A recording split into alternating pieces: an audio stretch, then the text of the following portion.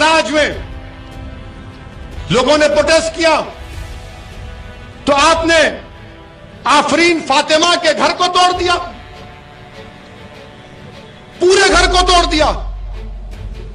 क्या कहा उत्तर प्रदेश की सरकार ने कि इसका बाप और ये जिम्मेदार है?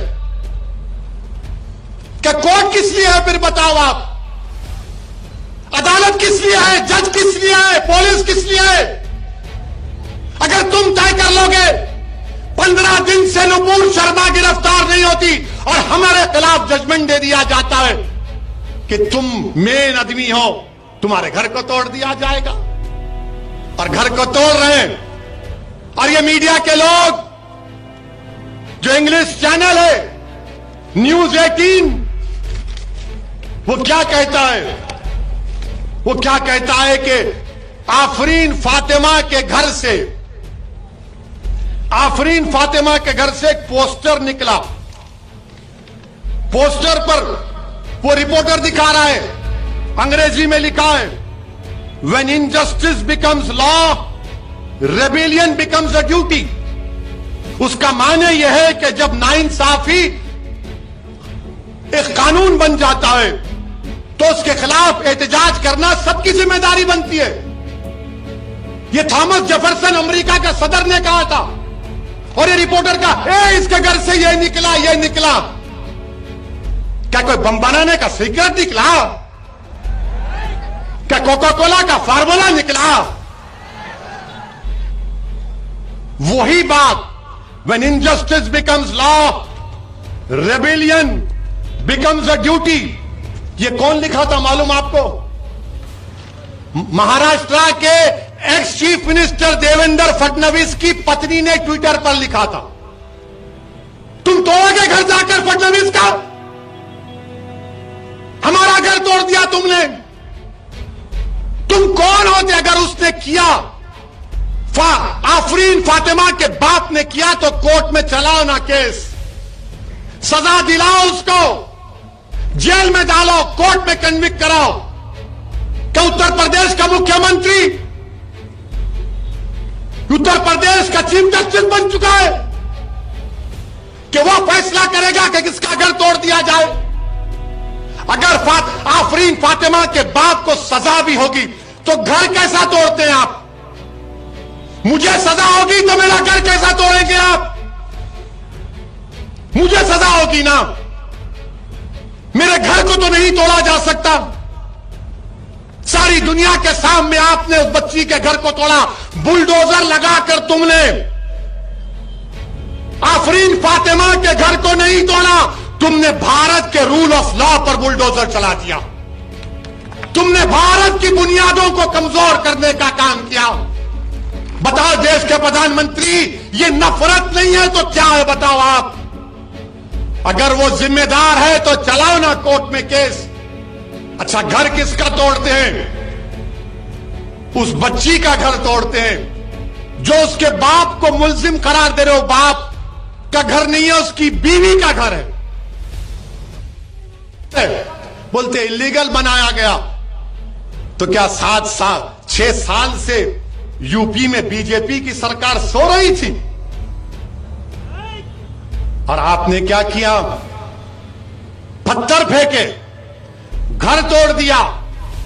जब भाजपा के एक मंत्री टेनी, उनका बेटा बाप की गाड़ी से 6 लोगों की जान लेता है, सुप्रीम कोर्ट उसकी बेल कैंसिल करती है, तो भाजपा के लोग अजय टेनी का घर नहीं तोड़ते, आफरीन फातिमा का घर तोड़ते हैं।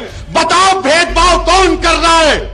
अजय का घर है तो नहीं तोड़ा जाएगा, फातिमा का घर है तो तोड़ा जाएगा। ये कौन सा इंसाफ है?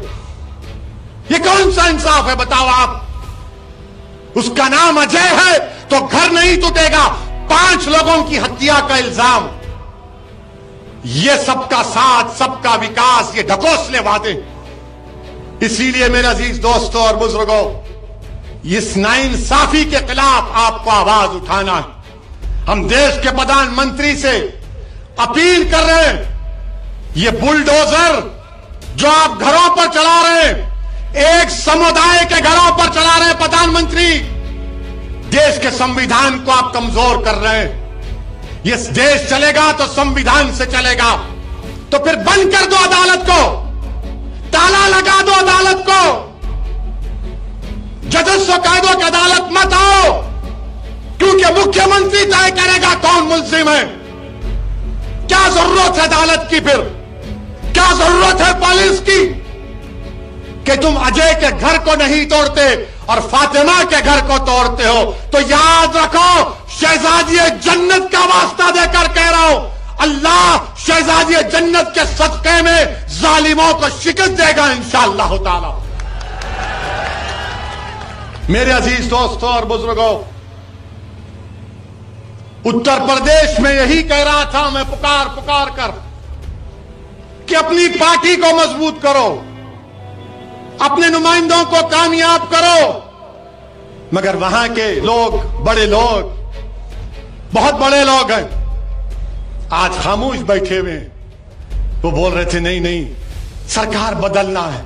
मैं कह रहा हूं नहीं बदलोगे। घर तोड़ दिए, कोई नहीं जाता। जो मुझ पर इल्जाम लगा रहे थे बी टीम का, आज कहां है तुम बताओ? क्यों तुम्हारे मुंह में दही जम गया?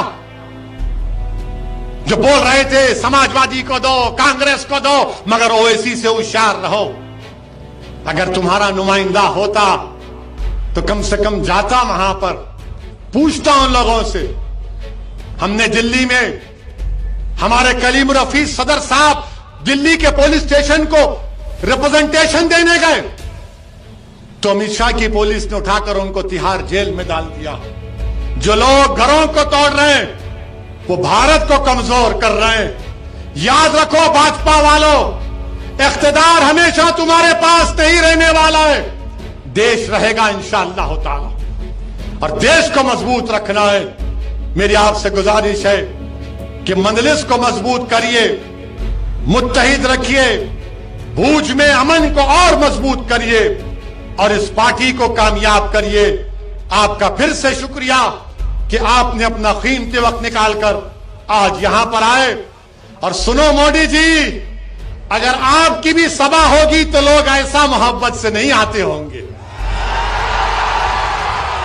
लोगों को लाया जाता है, आ गाड़ी में बैठ, गाड़ी में बैठ, आ। यह ओनली मोहब्बत है।